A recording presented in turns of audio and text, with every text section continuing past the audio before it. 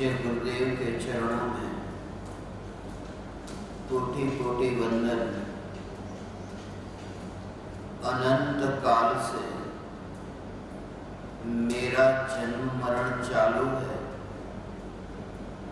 तो क्या मुझे स्वरूप को समझाने वाले सद्गुरु नहीं मिले होंगे? यदि मिले थे तो मेरी कहाँ गलती हुई है? जे स्वरूप समझे बिना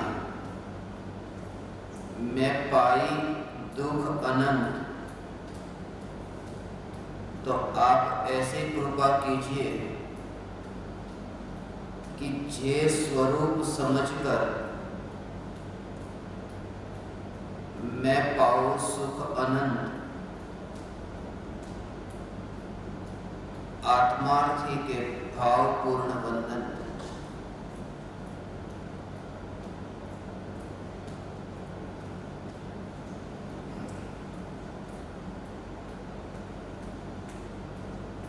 चैतन्य तत्व की निर्विकल्प अनुभूति से पूर्व आत्मानुभूति को उपलब्ध गुरु का योग अनिवार्य है। सत्संग अनिवार्य है। दीपक के प्रज्वलन से पहले ऐसी जलती ज्योति का होना अनिवार्य है कि जिस ज्योति के संग में रहकर स्वयं की भी ज्ञान दीपक की ज्योति प्रज्वलित हो सके। अनंत बार अनंत जन्म मरण हुए और अनंत बार अनंत गुरुओं का योग भी मिला, सद्गुरुओं की संगति भी मिली। फिर भी परम कृपालु देव की भाषा में कहो तो स्वच्छंदता के कारण ही प्राप्ति से वंचित रहा, सत्य की पहचान से वंचित रहा। अहंकार का पत्थर गले में अटका था। मैं ही सत्य हूं ऐसा आग्रह गले में अटका था, जो जहरीला था और अमृत पिलाने पर भी कंठ से वो जहर का ही रस अंदर झरता था, अमृत तो बाहर ही रह जाता था। और इसी वजह से फिर शिकायत की कि मैंने गुरु की पुकार को सुना है, फिर भी मेरी ये प्यास क्यों न छिपी? ऐसी विकल्पों की तरंगें शांत क्यों नहीं हुई? शरीर से निकट आकर भी भाव से दूरी क्यों रही? दिन रात गुरु के साथ रहकर भी गुरु की पहचान क्यों न हुई? इन सभी के पीछे परम कृपालु देव स्वच्छंदता को मुख्य कारण कहते हैं। कहीं न कहीं हृदय के कोने में यह भाव कि मैं ही सत्य हूं और सत्य कुछ दूसरा भी हो सकता है, ऐसा विचार भी न आया। भाव से ऐसा विचार भी न आया कि मेरी अज्ञानता है। कभी तो ऐसा हुआ कि मैं ही सत्य हूं और उससे यदि एक कदम आगे बढ़ा तो फिर ऐसा भाव आया कि ये जो गुरु है वे ही सत्य है, इनके अलावा और कोई सत्य नहीं। वहां पर भी अटका। स्वरूप की अनुभूति होने से पूर्व गुरु में ही मोहर लगा दी कि यही सच्चे है। दोनों नास्तिक है। एक ने ये कहा कि परमात्मा नहीं है और दूसरे ने ये कहा कि परमात्मा है, और दोनों एक ही अपराधी स्वयं के अनुभव के बिना वे कहते हैं परमात्मा नहीं है और परमात्मा है। ज्ञानी भी ये कहते हैं, मगर ज्ञानी का दृष्टिकोण बिल्कुल न्यारा है। ज्ञानी भी ये कहते हैं परमात्मा है और ज्ञानी भी ये कहते हैं परमात्मा नहीं है। ये ज्ञानी के भी यही कथन है, ज्ञानी के भी यही वचन है, मगर उन वचनों में स्वयं का अनुभव है, उन वचनों में स्वयं का ज्ञान का अनुभव का प्रमाण है। ज्ञानी भी ये कहते हैं परमात्मा है और ज्ञानी यह भी कहते हैं परमात्मा नहीं है। ये दोनों सत्य है।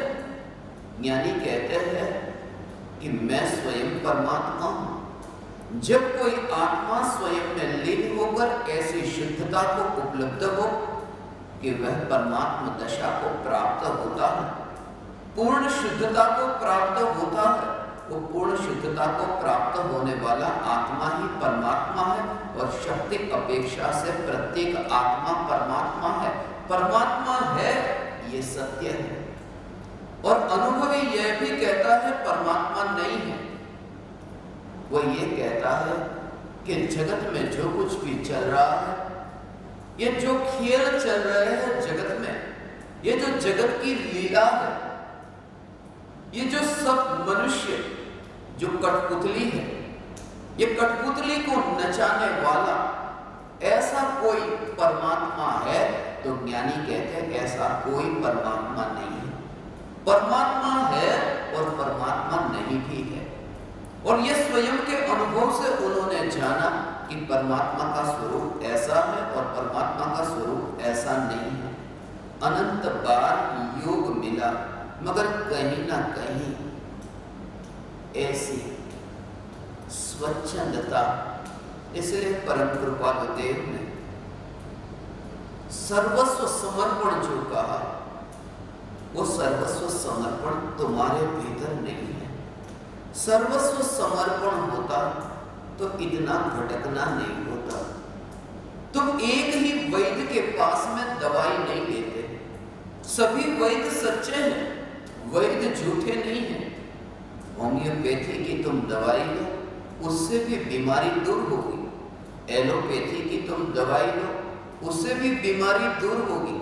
दोनों से बीमारी दूर होने वाली है, उसका प्रयोजन यही है बीमारी दूर हो। मगर तुम होम्योपैथी की गोली लेते हो, उसी समय फिर एलोपैथी की गोली लेते हो और फिर तुम शिकायत करते हो बीमारी क्यों नहीं मिटी। ये तुमने खिचड़ी पकाई है। तुम्हारा ये सर्वस्व समर्पण नहीं। सर्वस्व समर्पण का अर्थ तुम्हारी यात्रा एक ही दिशा में है। एक दिशा में यात्रा हो तो फिर पहुंचना होता है। थोड़ी देर पूर्व में चलो, थोड़ी देर पश्चिम में चलो, फिर थोड़ी देर पूर्व में चलो, फिर पश्चिम में चलो और पाते हो कि मैं तो वहीं पर ही हूं जहां मैं पहले था।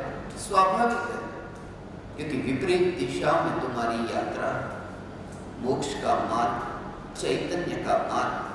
और इसलिए परम कृपालु देव और पूज्य गुरुदेव श्री कांची स्वामी, इन दोनों को मैं अलग अलग वैद्य नहीं कहता, क्योंकि दोनों में वो जो दवाई है वो ऐसी है जैसे एक मुंबई से दवाई खरीदी हो और दूसरी दवाई मैंने राजकोट से खरीदी। दवाई का नाम वही, कंपनी का नाम भी वही, फिर वो दवाई से क्या फर्क पड़ता है मैंने मुंबई से खरीदी या राजकोट से खरीदी। वो दवाई की क्वालिटी यदि वही है, क्वांटिटी यदि वही है, उसका स्वरूप यदि वही है, तो कहीं से भी मैं दवाई खरीदूं।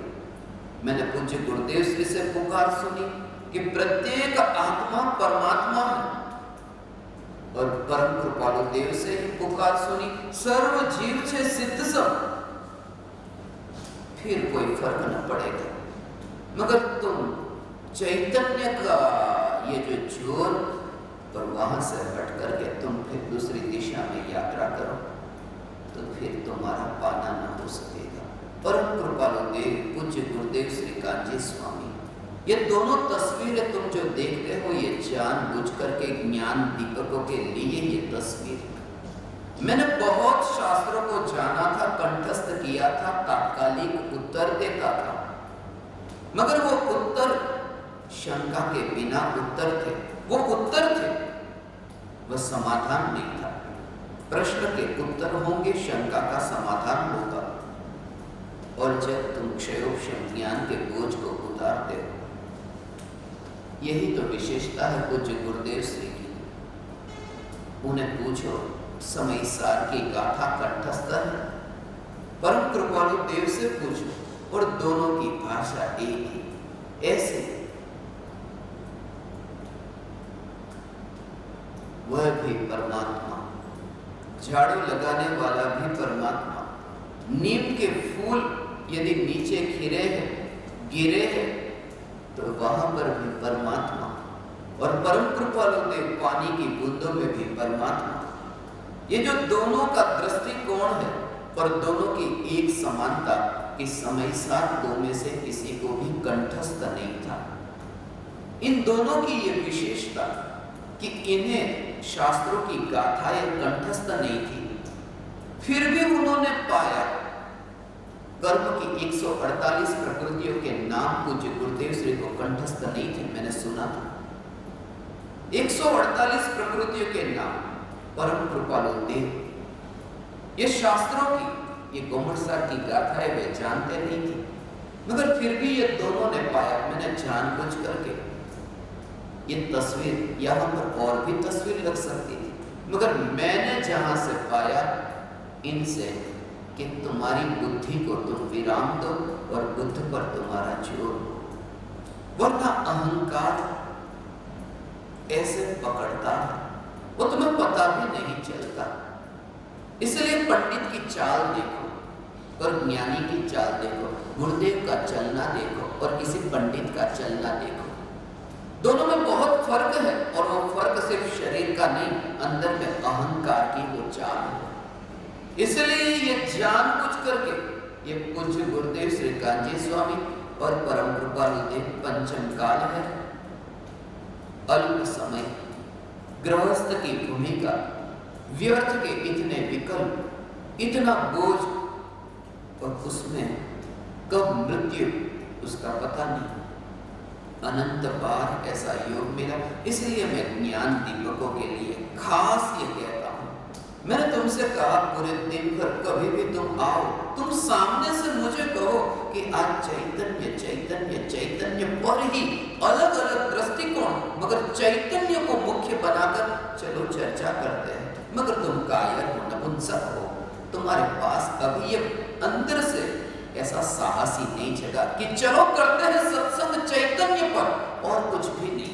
2 घंटे 4 घंटे मैंने तुम्हें सामने से कहा करो, ये चैतन्य के अलावा तुम्हारा दिन किसी और में बीते ही नहीं। तुम्हारे अंतर में एक बार ये शंका तो उठे, एक 5 मिनट के लिए तुम्हें ये भाव नहीं आया मेरे कहने के बावजूद भी कि ये चैतन्य चैतन्य। चलो इस दृष्टिकोण से, ज्ञान की दृष्टि से भगवान आत्मा कैसा है, श्रद्धा की दृष्टि से भगवान आत्मा कैसा है, परम कृपालु देव की अनुभूति से पहले उनके जीवन में क्या घटित हुआ था, मुंबई की वे क्या क्या घटनाएं थी। पूज्य गुरुदेव श्री को 21 वर्षों तक जब वो स्थानकवासी संप्रदाय में थे, तब उस समय उनके जीवन में क्या क्या घटित हुआ था और कैसे क्षणिक का बोध हुआ था कि वो अंदर इकट्ठा होता जा रहा था कि एक समय में फिर वो पासा पलट गया। ऐसा पलट गया कि बस वह निर्विकल्प अनुभूति को उपलब्ध हुए। योग भी ऐसे सहज प्राप्त होते गए। परम कृपालु देव और पूज्य गुरुदेव श्री, इन दोनों की यही सबसे बड़ी समानता कि दोनों जन्म से दिगंबर जैन नहीं थे। ये सबसे बड़ी समानता।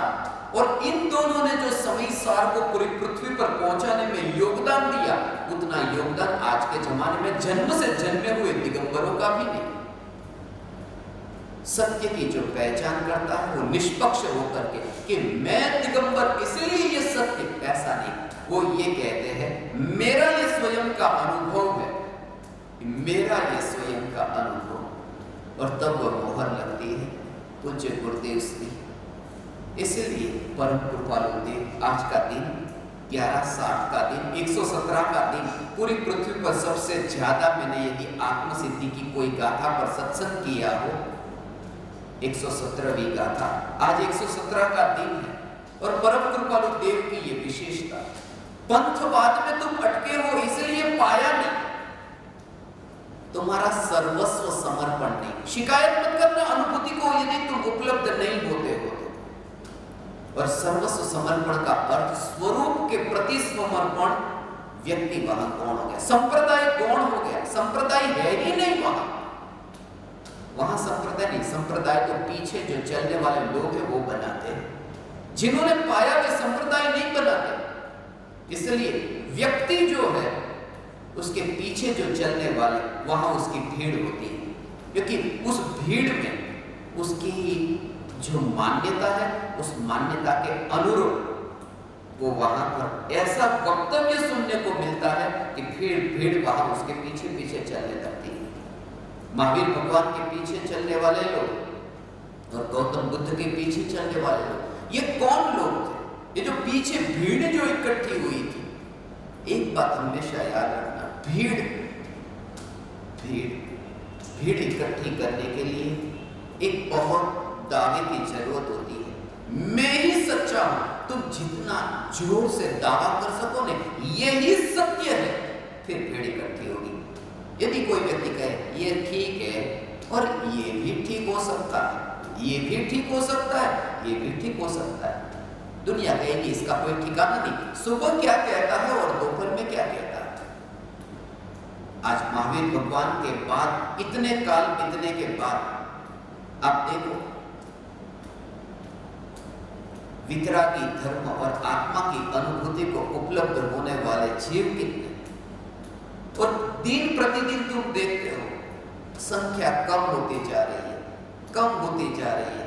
एक जमाना था कि जब सब लोग महावीर भगवान के समोसरण में जाते थे, क्योंकि पागलों की भीड़ जहां दावा होता है यही सत्य है। सुबह ये आदमी कुछ कहता है, दोपहर में कुछ और कहता है, इसका ठिकाना नहीं, इसके पास रहना ठीक नहीं। ज्ञानी की ये भाषा है, ये भी ठीक है और ये भी ठीक है।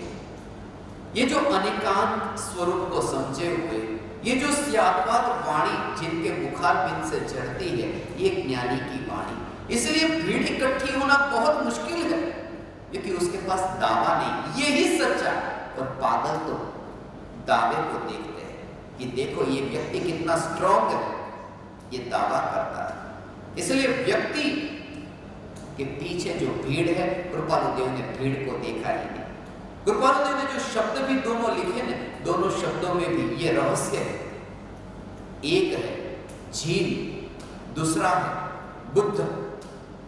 ये दोनों स्वरूप के बारे में लिखा है, झील और बुद्ध। और झील के पीछे जो चलने वाली भीड़ है, उस भीड़ का नाम झील नहीं, उस भीड़ का नाम जैन है। बुद्ध के पीछे जो चलने वाली भीड़ है, उसका नाम बुद्ध नहीं, उसका नाम बौद्ध है। ये जैन धर्म, बौद्ध धर्म, ये धर्म नहीं, एक संप्रदाय है, ये भीड़ है, ये धर्म नहीं है, ये भीड़ है, जीन धर्म। इसलिए कृपालु देव ने आत्मसिद्धि में वर्णन समझे जीवन, ये जीन शब्द लिखा, जैन नहीं लिखा। और शुद्ध बुद्ध चैतन्य बुद्ध लिखा, बौद्ध नहीं लिखा, क्योंकि भीड़ पर कृपालु देव की नजर नहीं थी। वह जीन स्वरूप, वह बुद्ध स्वरूप, वह चैतन्य स्वरूप, वह स्वरूप पर कृपालु देव का जोर था। आज तक गुरु का योग पाकर के तुम गुरु के निकट न आ सके, क्योंकि उनके अंतर तक पहुंचने के लिए तुम्हें स्वच्छता छोड़नी बहुत जरूरी थी। पूछा है आत्मार्थी, अनंत काल से मेरा जन्म मरण चालू है, तो क्या मुझे स्वरूप को समझाने वाले सद्गुरु नहीं मिले होंगे? ना, नहीं मिले थे, एक बार भी नहीं मिले थे। सद्गुरु तुम्हें नहीं मिले, सद्गुरु तुम्हें नहीं मिले, क्योंकि जब तक पहचान ना हो उसे मिलना तो मिलना कहते हैं। जब तक तुम्हें यह पहचान ना हो कि यही सद्गुरु,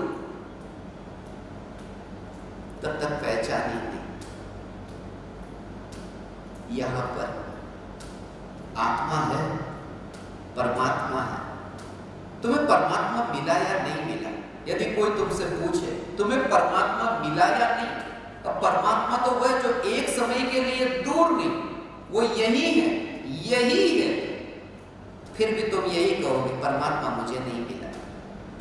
माने यहां होने के कारण मिलना नहीं है, परमात्मा मुझे नहीं मिला। और जिस समय अनुभूति हुई परमात्मा मुझे मिल गया, अर्थात पास में होना, निकट होना, यही होना, इसका नाम मिलना नहीं। पहचान होना, उसका नाम मिलना है। और इसलिए सद्गुरु योग संयोग के रूप में देखो तो अनंत बार मिले हैं, पहचान से एक बार भी नहीं मिले हैं।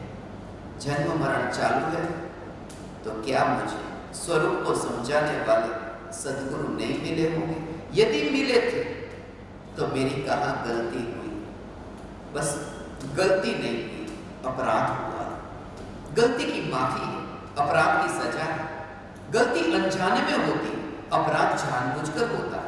जाना था कि दुख को मैं भोग रहा हूं, कष्ट को भोग रहा हूं, तड़प हो रही है, फिर भी जानबूझकर पर की ओर दौड़ लगाई थी।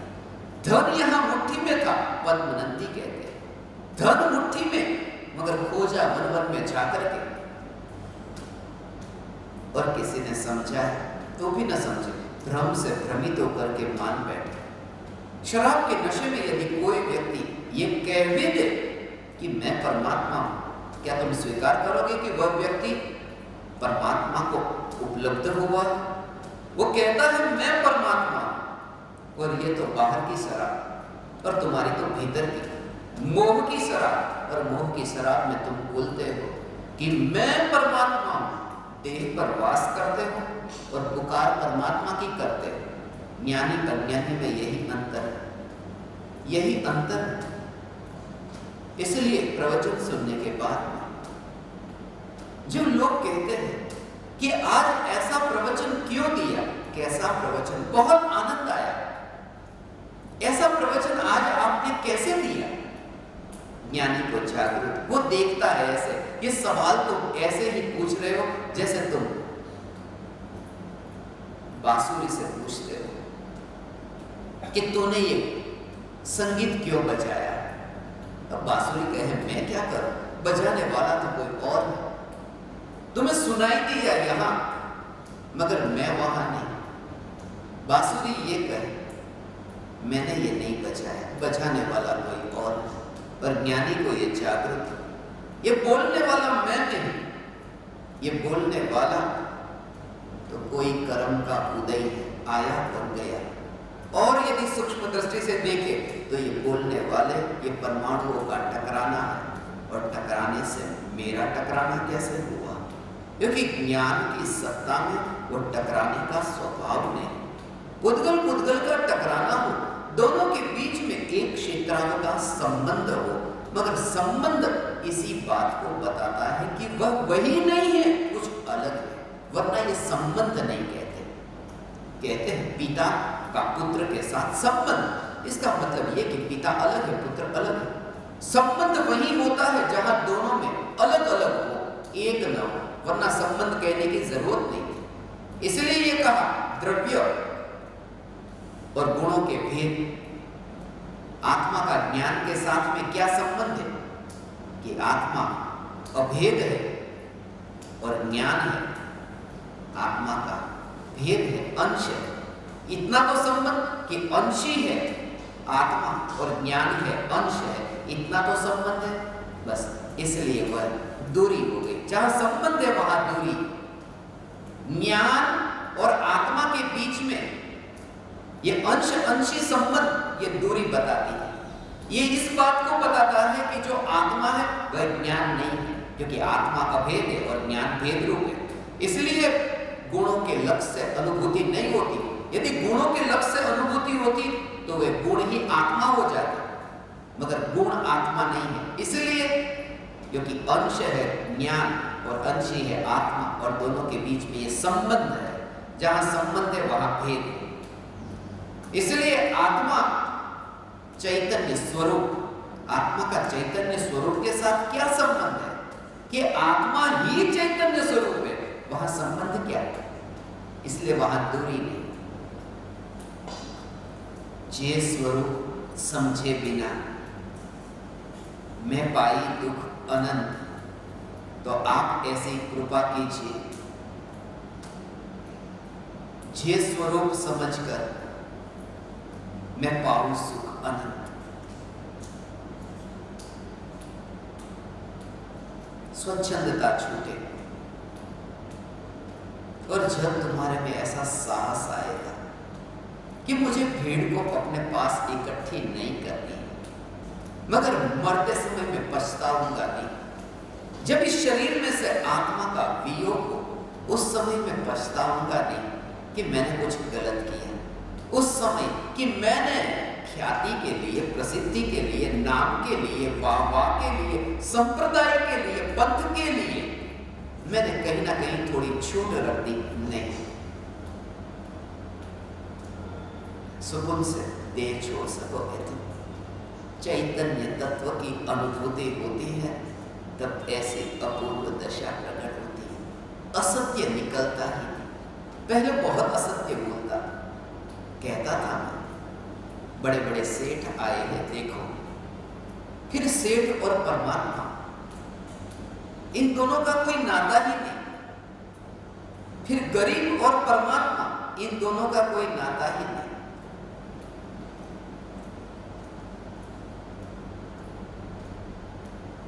बहुत भीड़ इकट्ठी होती थी,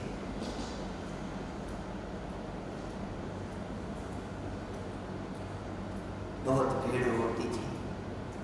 मेरे प्रवचनों में इतने लोगों की भीड़ होती थी, तब मैं झूठ बोलता था, और जैसे जैसे सच बोलने लगा कि भीड़ उठती गई, क्योंकि उसमें कहीं संप्रदाय नहीं, उसमें कहीं भेद नहीं, उसमें कहीं ये गुरु और वे गुरु ऐसा नहीं, वहां गुरु तत्व है। कौन से जहर से मैं मरूंगा, जहर बस गुरु। इसलिए परम कृपालु देव ने जो आत्मसिद्धि शास्त्र में किसी भी गुरु का भी नाम नहीं लिखा, भगवान का तो नाम नहीं, गुरु का भी नाम नहीं, इतना कहा प्रत्यक्ष सतगुरु, मगर उसमें नाम नहीं लिखा। जलती हुई प्रज्वलित वह ज्ञान दीपक की ज्योत, यही तो विशेषता है।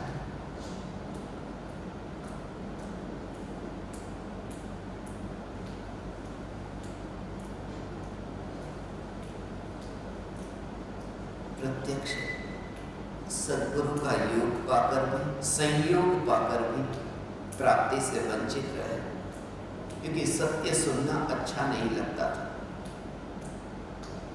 जैसी मान्यता है उस रूप में सुनने को मिले। यदि मैं थोड़ा कहूं कि समय सार के दृष्टांत ये ठीक नहीं, आज के जमाने में घटित नहीं होते, या फिर मैं तुमसे ये कहूं कि ये दोनों आचार्यों के अंदर ये स्पष्ट रूप से दिखता है मतभेद है, और आगम में मैंने पढ़ा है ये आचार्य कहते हैं ऐसा और ये आचार्य कहते हैं ऐसा, और फिर तीसरे आचार्य कहते हैं पहले आचार्य के मतानुसार ऐसा है, दूसरे आचार्य के मतानुसार ऐसा है। संख्या में भेद है, कर्णान योग में तो संख्या का विषय, उसमें भी भेद है, ये उसमें क्या अपेक्षा घटित करो। मगर तीसरे जो आचार्य जो लिखते हैं वो ये लिखते हैं अपेक्षा से भेद है, ऐसा नहीं, इन दोनों में भेद है, इन दोनों के अंदर ये मतभेद है, ये लिखते हैं। तुम्हें झटका लगेगा ये सब सुनकर के, और मेरे पास में ऐसी एक नहीं बहुत सी बातें जो मैं व्यक्त करूंगा तुम्हारे सामने, और फिर ये कहूंगा तुमसे मैं इसमें नहीं फंसा, और हे ज्ञान की तुम भी मत फंसना। तुम स्वरूप पर जोर देना, स्वरूप पर जोर देना। इसलिए एक ही मार्ग से यात्रा करनी हो तो ही तुम यहाँ अनुभूति को उपलब्ध हो सकोगे, वरना तुम 6 महीने नहीं 6 साल भी रहो कुछ भी ना होगा। और भावों को समझो, समस्त प्रकार के शरीर के देह के योग को छोड़कर, इसलिए मैंने आत्मार्थी नाम दिया। सबसे पहला आत्मार्थी, कि तुमने तो मुझे दे दिया, मगर मैं तुम्हें ऐसी पुकार कर सकूं कि आत्मा की पुकार कर सकूं। तुम्हारी जो भेंट है वो जाने वाली है, तुम्हारी जो गिफ्ट है, तुम्हारा जो तोहफा है वो जाने वाला है शमशान की ओर, मगर वहां से जो तोहफा मिलेगा परम कृपालु देव से तुम्हें, उस तोहफे से तुम जाओगे सिद्धशिला पर। दोनों में यात्रा, एक जगह शमशान की यात्रा है, एक जगह सिद्धशिला की यात्रा है। ये यात्रा तुम्हारे हाथ में, तुम्हें कहां यात्रा करना है। आयुष्य अल्प है, फिर तुम पछताओगे। प्रत्यक्ष जलती हुई ज्योति, उस ज्योति के योग में भी कहीं ना कहीं वो मीठी लगती थी क्षयोक्षम ज्ञान की बुद्धि, वो तर्क,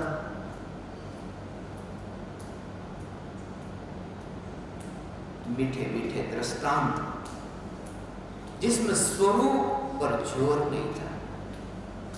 शराबी भी शराब के नशे में आकर के थोड़ी बहुत गजल गा दे, कव्वालियां गा दे, लोगों को मीठी लगती है, मगर उससे अनुभूति नहीं होगी। निर्विकल्प अनुभूति से पहले हे आत्मार्थी, तुम्हें ये अहंकार को छोड़कर परम कृपालु देव से जैसा तुम्हारा कोई रिश्ता नहीं, ऐसे ही तुम ये वाणी को सुनो। मेरा तुम्हारे साथ, तुम्हारा मेरे साथ कोई रिश्ता नहीं, सिर्फ ये चैतन्य की पुकार सुनने के लिए एक अनजान मुसाफिर यहाँ तुम्हारे सामने बैठा है। और इस भाव से यदि तुमने सुना, फिर वो क्रांति घटित हुए बिना नहीं रह सकती। इसलिए वो भाव छूटना, जे स्वरूप समझे बिना मैं पाई दुख अनंत। तो आप ऐसी कृपा कीजिए, जे स्वरूप समझकर मैं पाऊं सुख अनंत।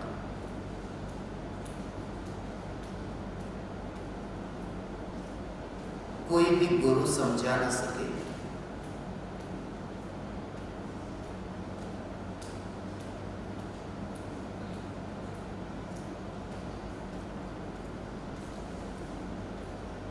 शास्त्रों में से स्वरूप समझ में नहीं आता। हजारों शास्त्र पढ़ करके जो समझ में नहीं आता है, जिंदगी ऐसा बहुत कुछ सिखा देती है। सिर्फ 4 दीवारों में स्कूल में जाकर के ही बच्चा नहीं सीखता, वहां पर भले सीखता अंग्रेजी भाषा, गुजराती भाषा विद्यार्थियों के पढ़ने में आती है।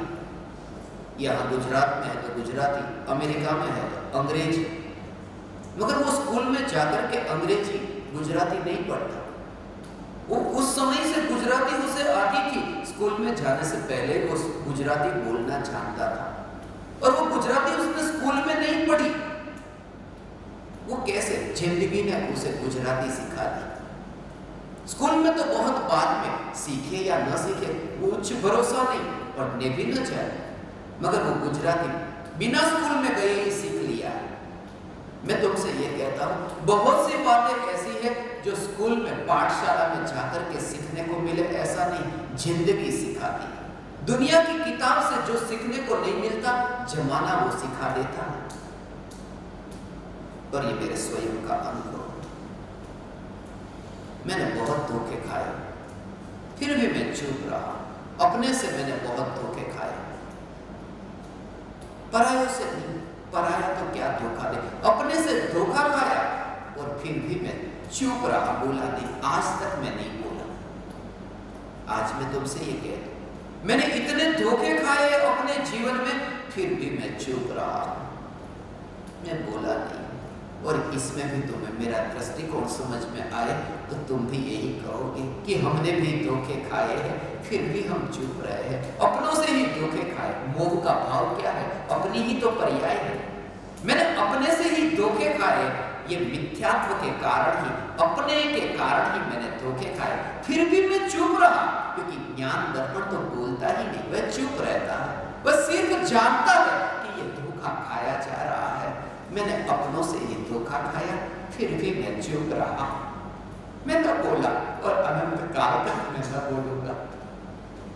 ये मिथ्यात्व के धोखे को मैं अनंत काल तक न बोलूंगा। हे ज्ञान दीपक, बहुत गहरा भाव है, श्रद्धा की मुख्यता से देखो तो बहुत धोखा खाया है, और ज्ञान की मुख्यता से देखो तो फिर भी मैं चुप रहा हूं। जो बोलता ही नहीं, जो मौन है, जहां विकल्प ही नहीं, बोलने का विकल्प ही नहीं, ऐसा ज्ञान हर पल दुख को भोगता है, हर पल दुख को भोगता है, फिर भी जो बोलता नहीं। इसलिए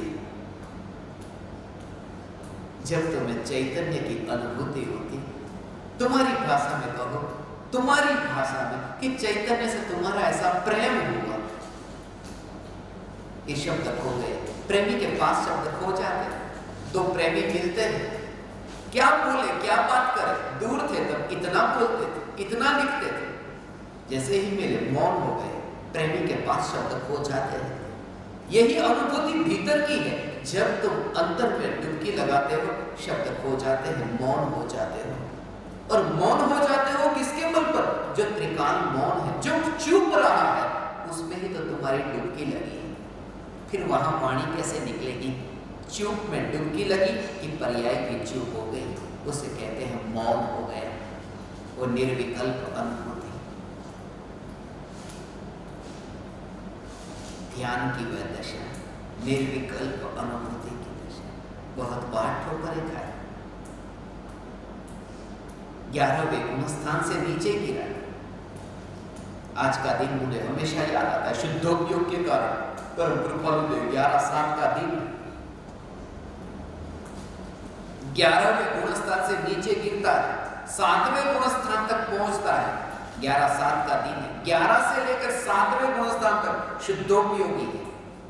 ये ध्यान का गुणस्थान 7वां और ध्यान का गुणस्थान 11वां, और दोनों के बीच भी ध्यान के गुणस्थान, शुद्धोपयोग के गुणस्थान 11 से 7।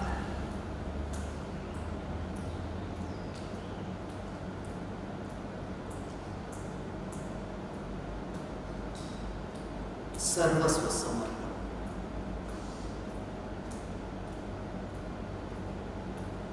आगे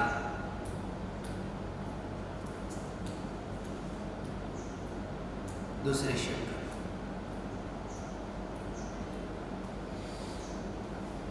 गुरुदेव के चरणों में भाव सहित वंदन।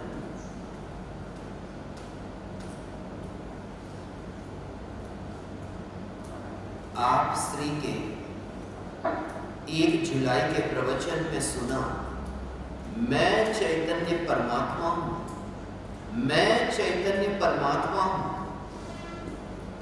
इन दो विकल्पों के बीच में जो अवकाश रहता है, उसमें आत्मा की अनुभूति होती है।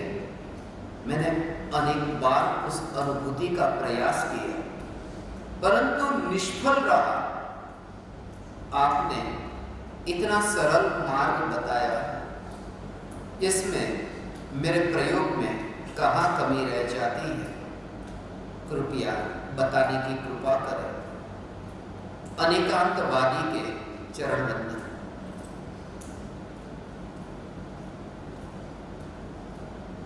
झूठी बात लिखी है,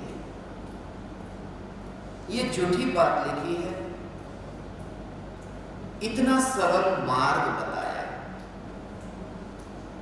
ये बात बिल्कुल झूठी है, ये तुम नहीं कह सकते। इतना सरल मार्ग बताया, क्योंकि मार्ग सरल था या कठिन, इसकी पहचान तो मंजिल तक पहुंचे तब चलती है। जब अनुभूति होती है तब पता चलता है ये मार्ग तो कितना सरल। मैं ये मानकर बैठा था ये कितना कठिन है, अभी तो सिर्फ सरल है ये सुना है, मगर सरल का कुछ पता नहीं। क्योंकि मार्ग पर चले तो पता चले ना कि मार्ग सरल है या कठिन है। मार्ग पर चले नहीं, यात्रा करनी है, अपने घर में बैठे रहे और जहां जाना है वहां जाने के लिए निकले ही नहीं। और किसी से सुना था जो चल चुके उस मार्ग पर, वहां से उन्होंने फोन किया कि मार्ग बहुत सरल है।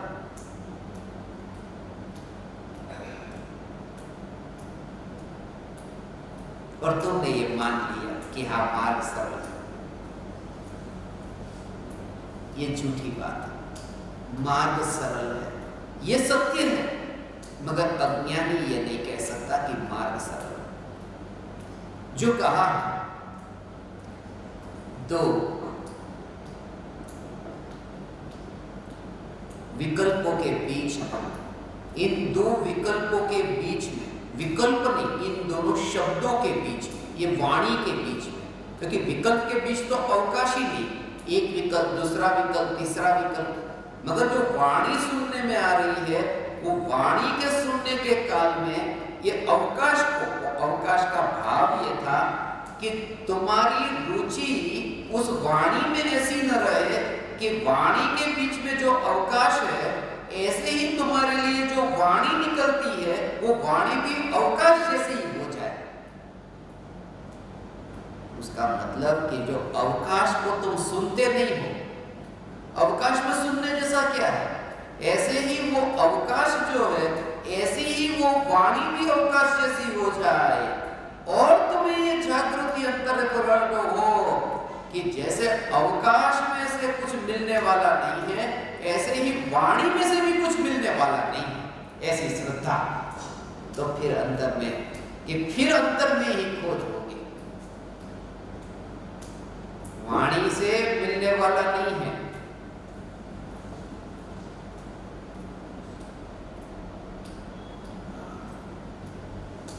वाणी से मिलने वाला नहीं है, विकल्पों से मिलने वाला नहीं है। इसलिए दो शब्दों के बीच में नहीं, वो दो शब्दों के बीच में अवकाश को पकड़ना नहीं है, दो शब्दों के बीच में अवकाश को पकड़ना नहीं है।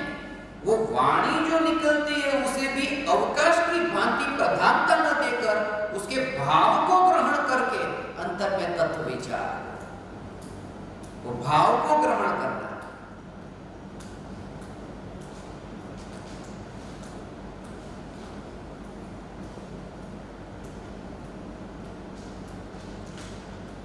आत्मा की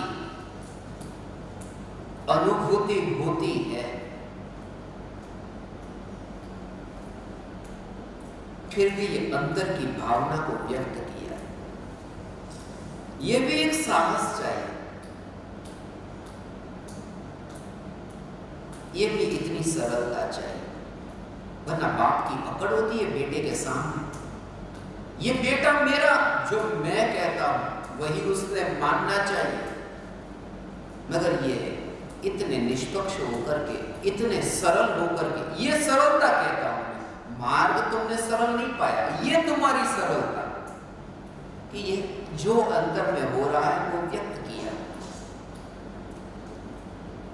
डॉक्टर के पास जाकर जो हो रहा है वो व्यक्त न करोगे तो इलाज कैसे होगा? वो व्यक्त किया। भले ये कठिन करना नहीं आता, भले ये कठिन होता, फिर भी सिद्धालय और देवालय में भेद न दिखे। और सिद्धालय और देवालय नहीं, देवालय,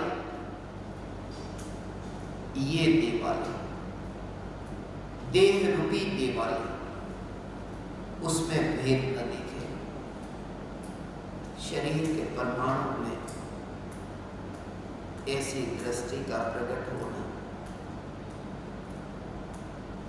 दोनों में ऐसा न्यारा स्वरूप, शरीर के परमाणु, मंदिर की दीवार, मंदिर की दीवार को जानते हुए भी ऐसा जानना कि चैतन्य महल के बाहर निकले बिना, ज्ञान स्वभाव से बाहर निकले बिना, असंख्य प्रदेशों में व्याप्त ये चैतन्य तत्व असंख्य प्रदेशों में फैला होकर भी दो खंड में खंडित नहीं। प्रदेशों के भेद की दृष्टि से भले ये सुना कि असंख्य प्रदेशों में फैला, फिर भी जो सत्ता एकमात्र चैतन्य, ऐसी जो चैतन्य सत्ता, इस चैतन्य सत्ता में ऐसा स्वभाव ही नहीं कि स्वभाव पलट जाए और जड़ रूप परिणमित हो जाए, जड़ रूप परिणमित हो जाए, ऐसा जड़ रूप परिणमित हो जाए, तब फिर सच्ची दिशा में यात्रा होती है। तब फिर वह सच्ची दिशा में यात्रा होती है, चैतन्य की दिशा में यात्रा होती है। ऐसा मुझे पहले बहुत ही विचार आता था, जब शौच की क्रिया में पेट साफ करने जाता तो जितना मल निकल जाता तो ऐसा लगता कि थोड़ा और मल निकल जाए, कि इतने परमाणु से मुक्त हुआ, इतने परमाणु से मुक्त हुआ, और थोड़ा मल निकले, और मल निकले, जितना मल निकल जाए उतने मलिन परमाणु से तो मुक्त हुआ। मगर ये उपाय नहीं, ये उपाय नहीं, इसलिए क्योंकि ऐसे परमाणु से मुक्त कैसे हुआ जा सकता है? मुक्ति तो वहां कि जिस चैतन्य स्वरूप में परमाणु की स्पर्शना नहीं, वरना वो परमाणु स्वयं ही ज्ञान में रूपांतरित हो। वो परमाणु अपने जड़ स्वभाव को छोड़ते नहीं, ऐसे ये देह के परमाणु, फिर तुम शिकायत भी नहीं करोगे कि ये परमाणु छूटे या रहे। इसलिए सम्यक दृष्टि मृत्यु कब हो ऐसा नहीं, और ज्यादा जीव हो ऐसा भी नहीं। जब शरीर में नहीं तो उसके विकल्पों में वो झंझट नहीं। ये श्रद्धा का जोर, चैतन्य का।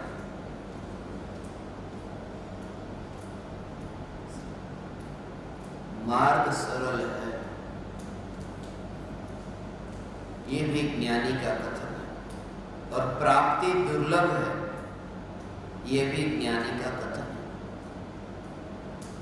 दुर्लभ है क्योंकि वे देखते हैं, सुनने के लिए बहुत आते हैं, मगर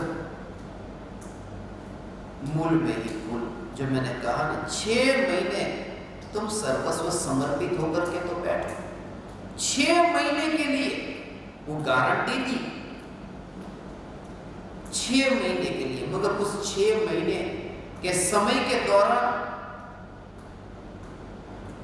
तुम सभी पकड़ को छोड़ना होगा, जो हो रहा है वो सब बताना होगा। अंतर में जो जो विकल्प होते हैं, वृत्ति होती है, कचरा पड़ा है, वो सब बाहर निकाल कर बताना पड़ेगा, वरना वो ऑपरेशन कैसे होगा? जो जो भी वृत्तियां है और सभी की स्थिति अलग अलग है, इसलिए परम कृपालु देव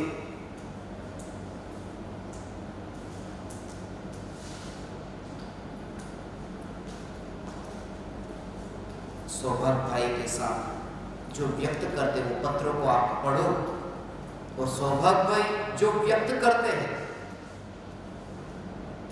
इतना लगता है इतनी ऐसी ऐसी ऐसी ऐसी बातें भी उन्होंने व्यक्त कर दी। इसी के बल पर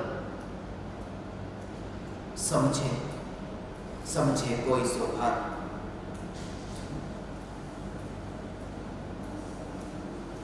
इसलिए जो कहते हैं, मुझे आनंद हुआ ये सुनकर के कि ये सरलता अनुभूति नहीं हुई है अभी, मगर होगी देह छूटने से पहले। हे ज्ञान दीपक,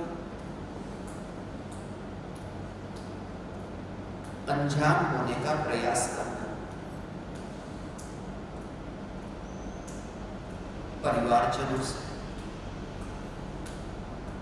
संयोगों से, देह से,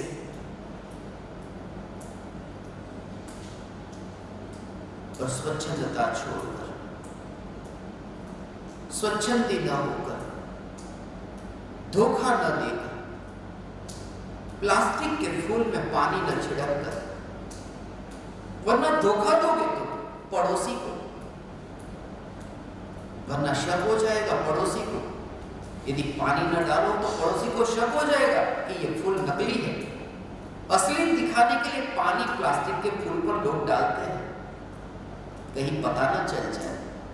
दूसरों के सामने मैं ज्ञानी हूं ये बताने के लिए तुम व्यर्थ के झूठे शब्दों का प्रयोग न करना। जो है वो सत्य।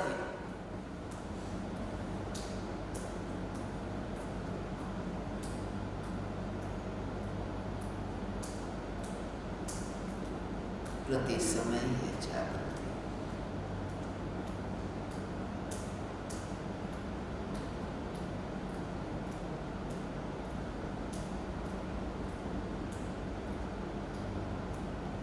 आत्मार्थी और अनेकांतवादी,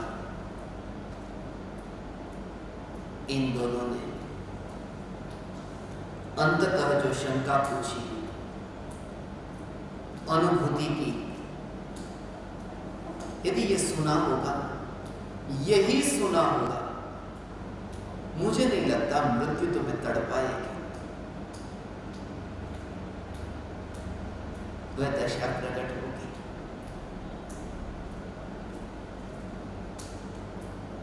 निकट काल में सिद्धशिला पर मिलेंगे।